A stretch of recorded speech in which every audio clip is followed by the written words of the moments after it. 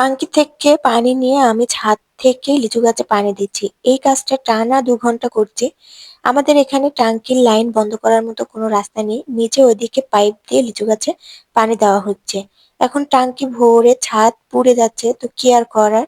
আমি এই কষ্ট করে টানা ২ ঘন্টা ধরে বালতি করে পানি নিয়ে এসে বদনায় ঢেলে দিচ্ছি। প্রথমে তো আমি মগ দিয়ে ঢেলে দিচ্ছিলাম, এদিকে আবার ছাদেও পানি উঠে আসছে, কি আর করার। তো এখানে বদনার নল দিয়ে দিয়ে এই তো পাইপ বয়ে নিচে পানি চলে যাচ্ছে। এই গাছটাতে আমি উপর থেকে ট্যাঙ্কির পানিটা শেষ করছি, আর ওদিকে নিচে অন্য গাছে পানি হচ্ছে। তো এই তো পরে আবার এই তো বালতির পানি এরকম ভাবে ঢেলে দিচ্ছি। এই গাছটাই হয়ে গেলে শেষমেশ আমাদের এই পাশে ৬টা গাছের লিচু গাছের পানি দেওয়া আলহামদুলিল্লাহ শেষ হয়ে যাবে। তো এই তো মোটামুটি দেওয়া শেষ। এখন বাড়ির সামনেটা একটু পরিষ্কার করে নিচ্ছি। এখন যেহেতু ফাল্গুন মাস, একটু হাওয়া দিলে প্রচুর লিচুর পাতা পড়ে, তাই একটু পরিষ্কার করে নিলাম। তো দেখা হচ্ছে নেক্সট ব্লগে। আজকের দিনটা তো অনেক কষ্ট করে কেটে দিয়েছি। আল্লাহ হাফেজ।